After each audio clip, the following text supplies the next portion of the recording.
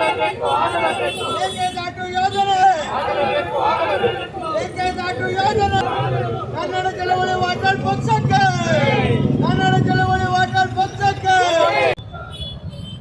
ಪಂಡಿತ್ ಜವಾಹರ್ಲಾಲ್ ನೆಹರು ತಂದಿನ ಪ್ರಧಾನಮಂತ್ರಿ 1947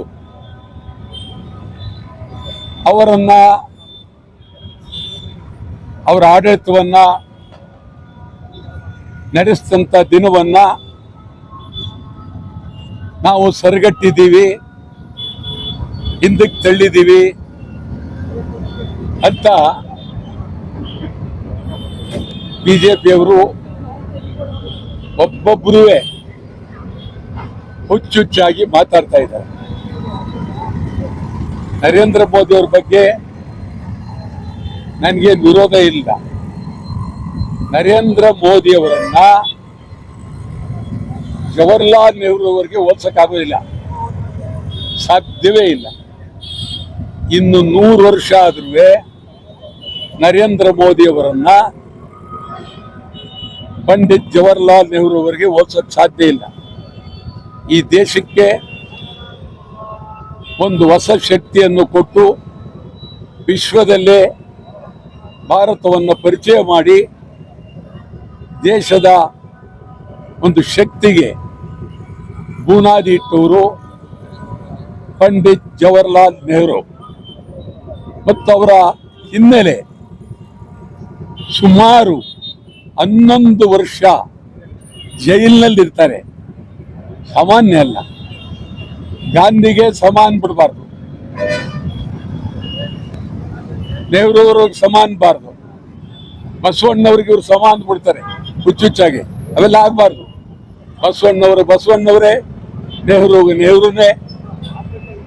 ಆದ್ರಿಂದ ಗಾಂಧಿಯ ನಮ್ಮ ನರೇಂದ್ರ ಮೋದಿ ಆಗಲಿ, ಬಿಜೆಪಿ ಆಗಲಿ, RSS ಆಗಲಿ ಪ್ರಾಮಾಣಿಕವಾಗಿ ನೀವು ನಡ್ಕೊಳ್ಳೋದು ಒಳ್ಳೇದು.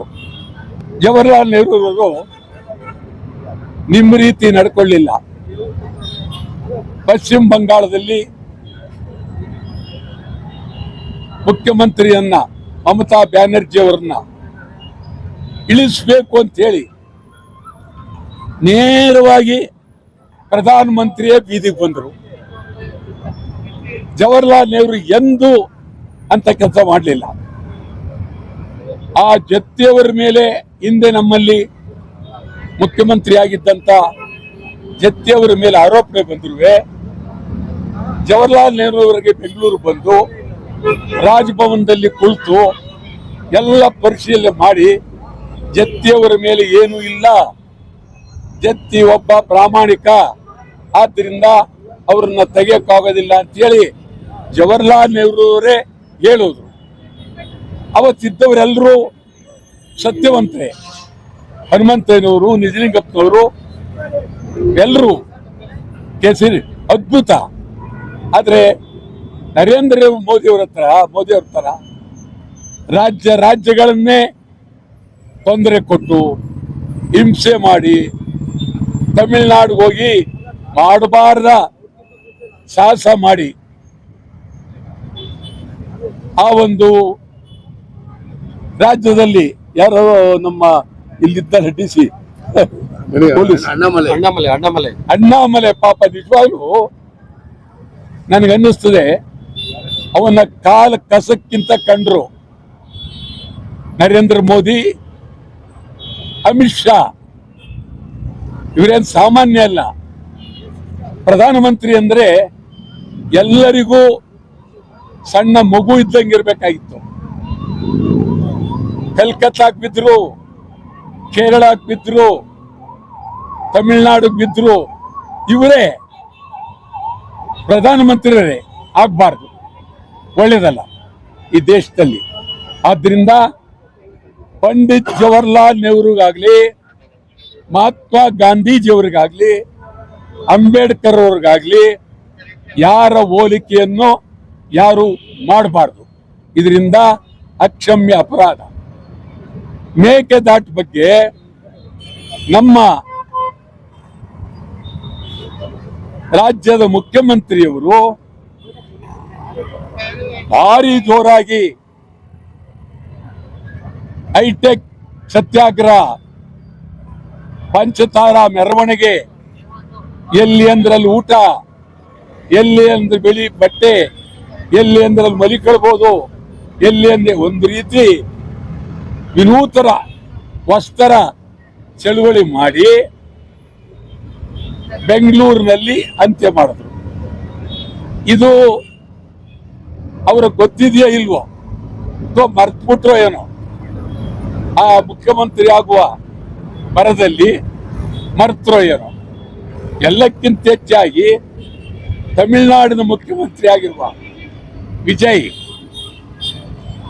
ಅವ್ರ ಜೊತೆಗೆ ಕಾಂಗ್ರೆಸ್ನವರೀಗ ಒಂದಾಗಿದ್ದಾರೆ.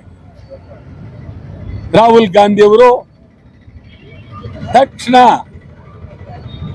ಸುಮಾರು 50 ವರ್ಷ ನೆರಳು ಕೊಟ್ಟಿದ್ದಂತ ಬಿಜೆಪಿಯವರನ್ನ, ಇದು ಬಿಜೆಪಿ ಅಲ್ಲ, ದಯವಿಟ್ಟು ಕ್ಷಮಿಸಿ, ಬಿಜೆಪಿ ಅಲ್ಲ, ಡಿಎಂಕೆ ಅವರನ್ನ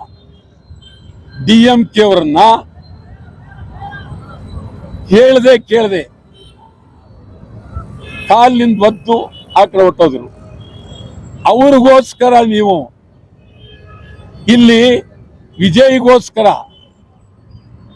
ನಮ್ಮ ರಾಜ್ಯದ ಮುಖ್ಯಮಂತ್ರಿಯವರು ಸೌಮ್ಯವಾಗಿ ಮೇಕೆದಾಟು ಬಗ್ಗೆ ಇದ್ದೀರಿ. ತೀವ್ರವಾಗಿ ನೀವು ಮೇಕೆದಾಟು ಬಗ್ಗೆ ಕ್ರಮ ಕೈಗೊಳ್ಬೇಕು, ಇಲ್ಲ ರಾಜೀನಾಮೆ ಕೊಡಿ ಇರ್ಬೋದು. ನೀವು ಬಹಳ ನಿಮ್ಮ ಉದ್ದೇಶ ಬಹಳ ಇದೆ ಅಂತ ಏನೇನು ಹೇಳ್ತಾ ಇದ್ದೀರಿ. ಮೇಕೆದಾಟು ಮಾಡ್ತೀರಾ ಇಲ್ವಾ ಹೇಳಿ ನೇರವಾಗಿ. ಶಿವಕುಮಾರ್ ಅವರಿಗೆ, ಮುಖ್ಯಮಂತ್ರಿ ಶಿವಕುಮಾರ್ ಅವರಿಗೆ ನನಗೇನು ಅವ್ರ ಬಗ್ಗೆ ದ್ವೇಷ ಇಲ್ಲ, ಬಹಳ ಗೌರವ. ಶಿವಕುಮಾರ್ ಅವರೇ ನೇರವಾಗಿ ಹೇಳಿ, ಬೆಂಗಳೂರಿನ ಜನಕ್ಕೆ, ರಾಮನಗರದ ಜನಕ್ಕೆ, ಕೋಲಾರ ಜನಕ್ಕೆ ಕುಡಿಯುವ ನೀರು, ವಿದ್ಯುತ್ ಶಕ್ತಿ ನೇರವಾಗಿ ಹೇಳಿ. ನೀವು ಕೂಡಲೇ ಮೇಕೆದಾಟು ಬಗ್ಗೆ ತೀರ್ಮಾನಕ್ಕೆ ಬರಬೇಕು. ಮೇಕೆದಾಟು ಬಗ್ಗೆ ನೀವು ತೀರ್ಮಾನಕ್ಕೆ ಬರಲಿಲ್ಲ ಅಂದ್ರೆ ಸರಿಯಲ್ಲ. ಅದು ನೀವೇ ಬೀದಿಗೆ ಬಂದು ಹೋರಾಟವನ್ನು ಮಾಡಿರ್ತಕ್ಕಂಥ ನೀವು ಮೇಕೆದಾಟು ಬಗ್ಗೆ ತೀವ್ರವಾದಂತ ಚಿಂತನೆಯನ್ನು ಮಾಡಬೇಕು. ಇದು ಕೇಂದ್ರ ಸರ್ಕಾರದ ವಿರುದ್ಧ ಹೋರಾಟಕ್ಕಿಂತ ಹೆಚ್ಚಾಗಿ ನೀವು ಮೇಕೆದಾಟು ಬಗ್ಗೆ ಏನೇನು ಮಾಡಬೇಕಾಗಿದೆ,